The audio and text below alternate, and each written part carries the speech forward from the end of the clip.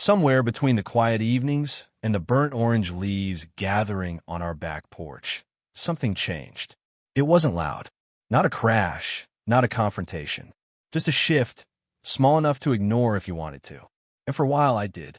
That night, I was sketching in my home office. A residential remodel in Evanston, nothing dramatic. Just lines, layers, and notes in the margins. Through the open window, the scent of burning leaves drifted in, mixing with the faint leather smell of the old drafting stool beneath me. I was halfway through redrawing a window frame when my pencil hesitated. Clara had just come home. Usually, she'd call out something, "Hey, I'm starving," or "You won't believe the meeting I had." That evening, silence. Just the sound of her heels clicking against the hardwood, the gentle closing of the front door, and then the bathroom fan. That was new.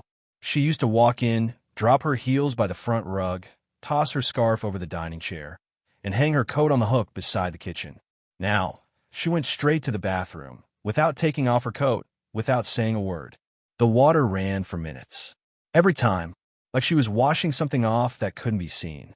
I'm not talking about dirt, I'm talking about traces, traces she didn't want me to find. One night, maybe 2 weeks into this routine, I walked into the bathroom just after she'd finished. The mirror was still fogged, but on the lower left side, I saw something she'd left behind, a handprint, long, slender fingers pressed near the sink's edge, like she'd held herself there, just for a moment, collecting herself. It wasn't the print that unsettled me. It was that I knew Clara, and she never leaned on anything. Something had shifted in her world, and she hadn't told me. I didn't say anything that night. I just lay beside her in bed, listening to her breath slow into sleep. The ceiling fan spun gently above us. I counted the turns. I used to do that when we first moved in, back when we'd laugh under those blades on hot summer nights, tangled together, dreaming up names for our first home. Lately, it felt like I was the only one still dreaming. In the days that followed, I began noticing other details, small, quiet disruptions in our rhythm. A new perfume, sharper than the one she always wore, more pronounced. Not unpleasant, just unfamiliar. I catch it on her scarf when I kissed her goodbye in the morning. Once, I found myself inhaling the fabric, searching for something I couldn't name. Then there was the receipt. It showed up while I was folding laundry, something she used to do, but had stopped offering. I pulled her winter coat from the pile, and a crisp piece of paper slipped from the inner lining. A receipt from a boutique on the north side. Clean, upscale, niche. The kind of store you go to with intention. Item 0405, personal care, it said. No brand. No item name. Just the number and a total. $187.50. I held the slip between my fingers. The ink smelled faintly chemical, still sharp. I flattened the edges and stared at it. Then I tucked it into my wallet and said nothing. That weekend, I met up with Mark at our usual cafe near Lincoln Square. We'd gone to school together. He became a lawyer. I stayed in design. He's one of the few people I trust to tell me when I'm overthinking. The cafe was quiet, the kind of place with scratched-up wooden tables and mismatched mugs. I stirred my coffee even though I hadn't added anything. "She's different," I said finally. Mark didn't look up, just kept stirring. Different how? Not obvious. Just patterns. She avoids eye contact at dinner. Her routines have changed. I found a receipt for something. Personal. Expensive. He stopped stirring. "You think she's hiding something?" I nodded slowly. "I don't know, but it doesn't feel like the Clara I know." Mark leaned back, arms crossed. "Don't accuse her." "Not yet. You of all people know, structures crack for all sorts of reasons. Some you can fix. Some were flawed from the start." That night, back home, Clara was already asleep when I walked into the bedroom. Her body curled away from mine under the covers. I stood by the window, watching the wind shake the bare trees. My reflection in the glass looked tired, distant. I thought about our early years, the house we designed together, the hours we spent walking through open lots, imagining futures. I thought about how, when we were younger, she used to trace my collarbone with her finger and whisper, "You see everything, don't you?" She said it like it was a gift. Now it felt like a curse. Later, I found myself back in the hallway closet. The coat she wore that week still hung inside. I reached out, and brushed the fabric. That same scent clung to the collar. That same newness. But this time, something else caught my eye. A box. Small. Black. Hidden behind a stack of unused frames. I pulled it out. It was from the same boutique listed on the receipt. I didn't open it. Not because I didn't want to know, because I wasn't ready to understand what it might confirm. The next morning, I drove aimlessly through our neighborhood, the radio murmuring a low love song about promises and time.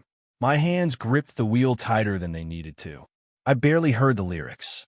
My mind was back at home, on the box, on the mirror, on the cold porcelain where she held herself up. I should have asked her, confronted her, but something in me whispered, not yet. Because the real question wasn't if she was hiding something, It was what part of us had already been erased. Suspicion is a strange kind of vision. Once it sets in, the smallest things start to glow. That Saturday, Clara said she was going to meet a client at a pop-up event in the city. I nodded, watched her fix her collar in the hallway mirror. Her reflection smiled at me. Mine didn't smile back. When the door clicked shut behind her, the house fell into that curious hush it gets when she's gone. Familiar objects looked colder somehow. I went to the drawer where we kept old receipts and manuals. Clara's organized chaos, she called it. The receipt from a boutique was still in my wallet, but I needed more. Something concrete. I don't know what I was expecting when I started sorting through the stacks, but it wasn't what I found wedged between two kitchen catalogs. A small, thin envelope. The boutique's branding on the front. I opened it. Inside was a printed thank you card. We hope you and your special someone enjoy our signature collection.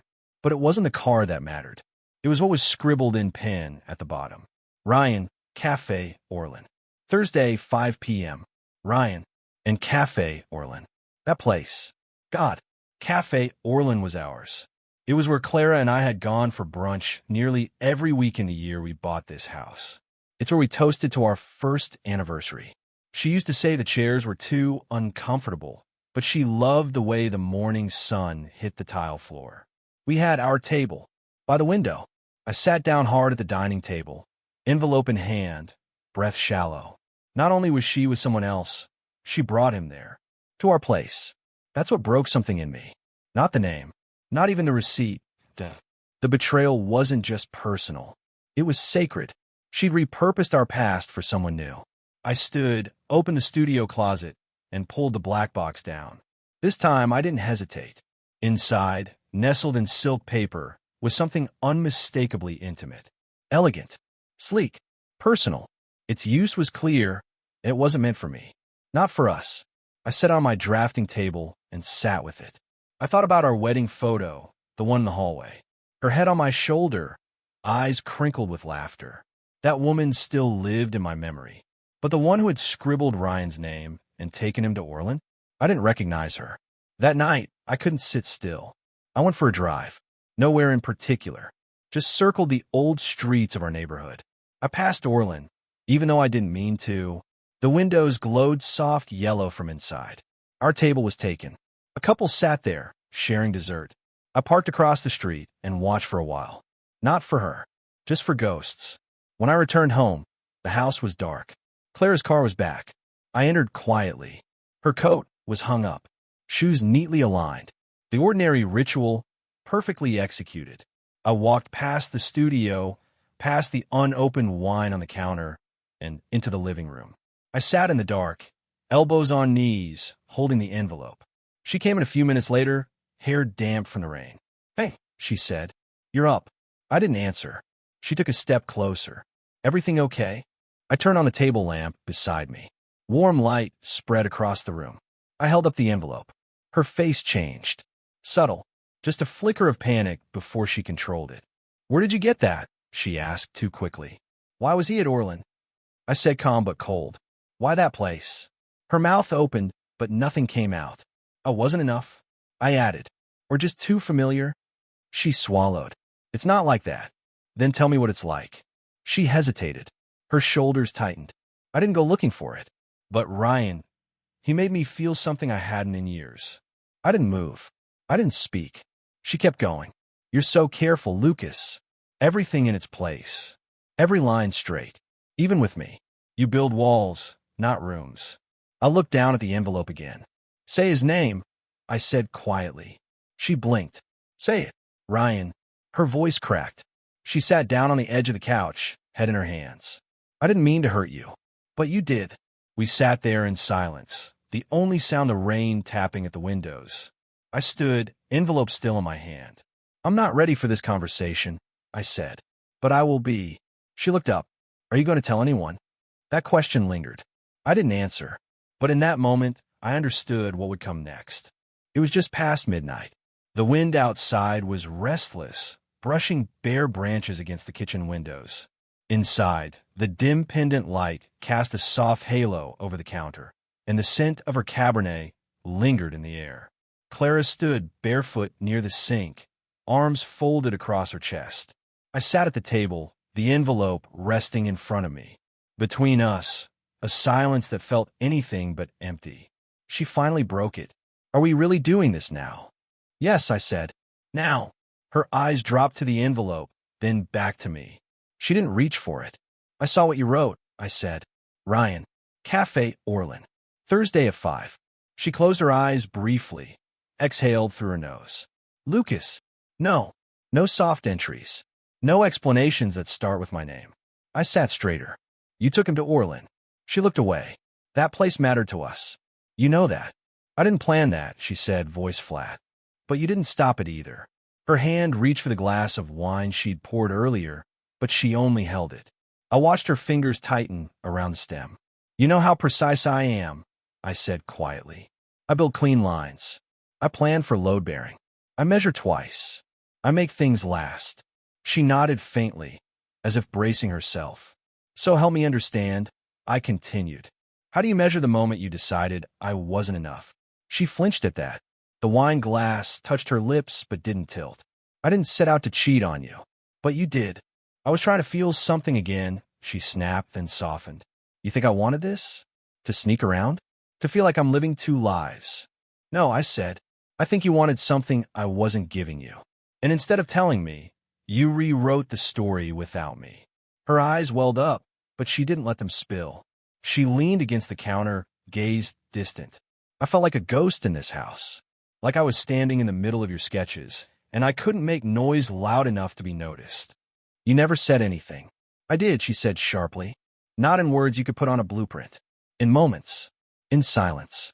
In the way I started shrinking around you. The fridge buzzed softly. The house breathed around us. I was always afraid to bring things up, she added, because I knew how you'd look at me, like I'd ruined the perfect symmetry. I stared at the wood grain of the table. And Ryan. Her voice cracked. He listened. He didn't treat me like I needed fixing. He made me feel like a woman again. A beat of stillness. I wasn't cold to you, I said. I just didn't know you were drifting. She walked to the other side of the table, still holding the wine. I should have told you, but I didn't know how. I didn't want to hurt you. You didn't want to see the hurt, I corrected. There's a difference. We stood there, two outlines of the same marriage. Hers fraying, mine fractured.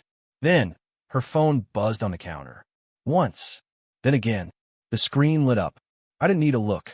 She didn't either. The name glowed in the quiet like a flare. Ryan. She turned the phone face down without touching it. Her hand lingered there. I told him I needed space, she said. To figure out what? To figure out if there's anything left between us. I looked at her long and hard. You broke her trust, I said. But I won't break my honor. That stopped her. She sat down slowly, across from me. The wine glass remained in her hand, but untouched. Her voice dropped to a whisper. What are you going to do? I haven't decided. Her shoulders dropped slightly. Relief or dread? I couldn't tell. There's something else, she said, eyes on her glass. Are you going to tell anyone? I stood, taking the envelope with me. Clara watched me, waiting, but I had no answers left to give. I moved back into the studio. It wasn't meant to be lived in, not really. No bed, just a worn couch with a squeaky leg and a wool blanket I kept for long nights. The kitchenette had one burner and a coffee maker that rattled when it boiled. But the space was mine. On the first night, I didn't sleep. I lay on the couch listening to the building expand and settle, the wood creaking like a house remembering itself. In the quiet, I tried to sort through what remained. I didn't cry. I didn't break anything. But there was a moment, maybe near 3 a.m., when I traced my finger along the grain of the drafting table and felt like a ghost inside my own creation. The next day, Clara came by. She knocked once, then let herself in. I didn't stand. She didn't sit. I didn't come to fight, she said. I just need to know what you're thinking. I looked at her, then at the pile of books stacked in the corner. She'd arranged them by color once, back when things like that felt like care, not control. I'm thinking, I said, that everything I built in this place was designed to outlast us. And somehow, I'm the one who didn't hold. She exhaled sharply through her nose. It wasn't about endurance. It was about change. That's what you chose. I chose not to vanish, she said. Not completely. She looked around the space, as if seeing it for the first time. Her gaze paused on the lamp I'd welded myself, on the steel brackets, on the ceiling panels I'd sourced from a salvage yard. Are you going to make me leave this place too? She asked. I'm not kicking you out, but you're staying here. I didn't answer. She lingered for another minute, then turned and left without closing the door. That evening, I got a call from someone I hadn't spoken to in years. Mrs. Kaminsky, a retired teacher whose house I'd renovated 5 years ago. She'd heard, somehow. Word travels quietly in our neighborhood. I don't want to intrude, she said, but if you need a break, I'm heading to the lake house for a week. You're welcome to use the garden shed while I'm gone. Just don't scare the chipmunks. I smiled for the first time in days. Thank you. Lucas, she added. We both know you don't run from mess. You rebuild from it. I didn't go to the lake house, but I drove out that way and parked by the water. No one was there, just gulls and wind and the steady slap of waves against rock. I walked along the shoreline with my shoes in hand. The sand was cold underfoot, and I liked it that way. I thought about the years Clara and I spent designing a life, about how carefully we drafted plans for everything. Dinner parties we never hosted, cities we never visited, renovations we never finished. The bones of it all were good, but somewhere along the way, the roof caved in. That night, I returned to the studio and laid out the architectural plans for the house. I didn't study them, just let them sit. A reminder that no structure is eternal without maintenance. Then I pulled out something I hadn't touched in over a decade. A portfolio I'd started before Clara, before this home, before any of it. Inside were sketches from when I dreamed without compromise. Some were wild, unbuildable. Others delicate. One, an open-air courtyard for a one-person retreat, based entirely on sun angles and silence. I stared at that page for a long time. The next morning, I told Clara I was making my decision. I'm not fighting you for anything, I said. Not the house, not the money, not the name on the mortgage. She stood in the doorway, guarded. So you're just walking away? No, I said. I'm building something else, but not with salvaged parts. She didn't speak, and I didn't fill the silence. You can keep the house, I added. I keep the studio. That's where I start again. And what do we tell people? She asked. The neighbors. Your family. There it was, the question behind the question. Reputation. Shame. Clean surfaces. I looked her in the eye. We tell the truth. Maybe not the whole thing, but enough to keep the next structure from cracking the same way. She nodded once. I don't know if it was gratitude or surrender. Later that week, I got a call from a former client who wanted to commission a small, personal build. Not commercial, not corporate, just something intimate. I want a space to be still in, she said. Can you design that? I paused, hand resting on the cool edge of my drafting table. Then I said yes. I sat down, took out fresh paper, and sharpened my pencil dot. The first line was straight, not rigid dot. The second curved slightly like breath dot. The third I erased, then drew again. Somewhere in the middle of that sketch, I paused and wondered, how do you build without a cornerstone that was never really yours? The studio was quieter now. Not empty, just quieter. No more conversations muffled through walls. No evening clatter from a kitchen. Just me, the rustle of drafting paper, and the occasional knock of wind against the side paneling. The papers had been filed. Clara had kept the house. I kept the space where I still felt like a man I recognized. I had my coffee in silence most mornings, sometimes staring too long at the steam rising from the mug. But it wasn't despair. It was a kind of stillness, a breath held at the edge of something new. I started running again. Just short routes at first, down to the old train station and back. The rhythm of footfalls, breath, heartbeat. The kind of movement that doesn't demand thought, only persistence. One morning, I passed a hardware store with a clearance sign taped to the window. I wasn't looking for anything in particular, but I ended up leaving with a bucket of white paint and a set of chisels. Not for a project, just to feel weight in my hands again. I set up a workbench behind the drafting table and started carving shapes into scrapwood. Nothing fancy, just motion, just creation. One afternoon, I met Mark at a cafe near the park. We hadn't talked much since everything finalized.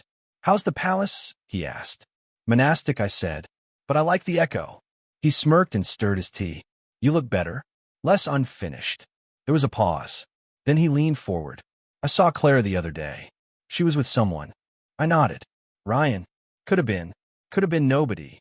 I didn't say anything, but something in my chest flickered. It was 2 weeks later when it happened. I was walking through the community center on my way to a planning meeting, one of the new projects I'd agreed to consult on, when I saw him. Ryan. He was standing by the vending machine, tapping his phone, unaware I'd stopped a few feet away. The hallway smelled like old carpet and lemon-scented cleaner. The lights above us buzzed faintly. I didn't plan to say anything, but my feet moved before I had a vote. He looked up when I was already beside him. His eyes widened. "Lucas." I nodded. We stood there in silence for a beat too long. Then I asked, "Does she still order the goat cheese omelet?" He blinked. "What?" "Never mind." He tucked his phone away. "Look, man, don't." He swallowed. "I'm not here to fight you," I said. "You already took something, but it wasn't what mattered." "What'd it matter?" "My future, and that's still mine." His jaw tightened.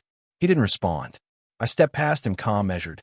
But as I walked away, I noticed something in his posture. He didn't look like someone who'd won. Back at the studio, I opened all the windows. The wind carried in the scent of lilacs from a nearby yard. It swirled with sawdust and the faint smell of primer from a project I'd started the day before. I stood in the light for a while. Just stood. Later, I picked up a pencil and sketched the layout for a meditation deck overlooking a garden. It wasn't a client request. It was mine. Something open. Something that welcomed air and quiet and change. That evening, I received an envelope. No return address, just my name in her handwriting. Inside was a note. 3 sentences. "I heard you're designing again. I'm glad. I hope the studio still breathes. I miss its light." I read it twice. Then again. I didn't reply, but I didn't throw it out either. There were still nights when I woke up too early and stared at the ceiling, unsure if the life I was building would ever feel whole. But then morning would come, and with it coffee. Pencil. Wood grain. A sound in the distance, maybe a jogger's breath or laughter from the next yard over. Not silence anymore, just space.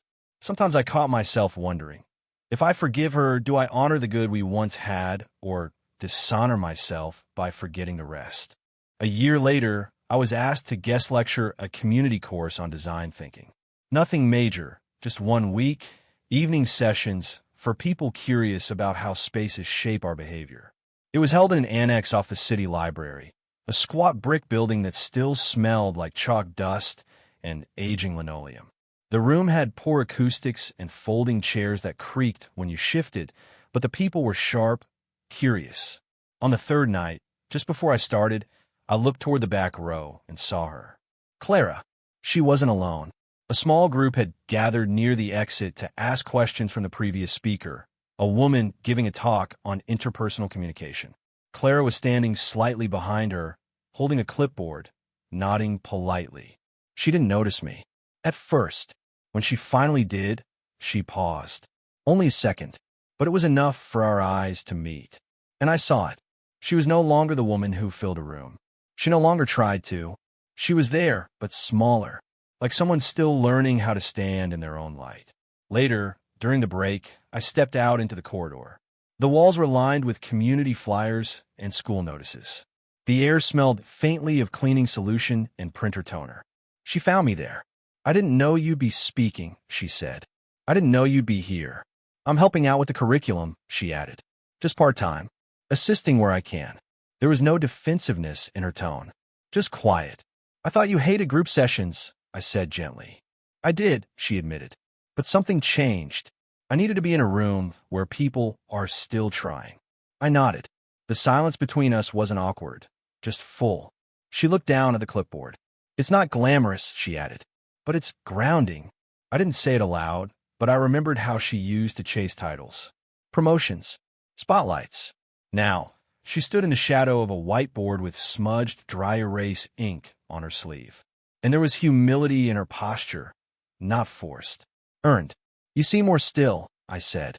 She smiled, but it flickered. Stillness came later than I hoped. We didn't talk long. No long apologies. No rehashing. Just a few breaths from the same life once shared, now repotted in separate soil. As I walked back into the lecture room, I realized I felt no bitterness, only something quieter, something like grace. A few weeks later, I finished building a meditation deck in a garden behind a recovery center. It wasn't a paid job I'd offered after meeting one of the counselors at the market. She mentioned how their clients needed space for stillness, not walls. I drew up plans that night. By the time we finished, spring had fully arrived. The board smelled of cedar and mineral oil. Ferns pressed up against the perimeter. I left a carved quote etched into the outer bench. Healing isn't loud. They didn't ask me to, but I knew it would matter. That evening, I sat at my drafting table with the windows open wide. Outside, someone was grilling. Laughter carried through the trees. Someone played an old jazz tune on vinyl 2 houses down. I was still alone, but no longer lonely. Sometimes I thought about her, not with longing, just a nod to something once whole. I didn't hate her, I didn't want her back, I didn't wish her pain. She had made her choices, I had made mine, and I kept my word to myself. You broke our trust, but I won't break my honor. I took one last sip of coffee, set my pencil down, and leaned back in the chair. The breeze moved the curtains. The studio was dim, but warm. Outside, the last light of day caught on the edge of a wind chime. I smiled. The past broke me, but I rebuilt stronger. I stepped outside. The horizon ahead was open, and the air smelled like cedar and smoke and something blooming. And this time, I didn't look back.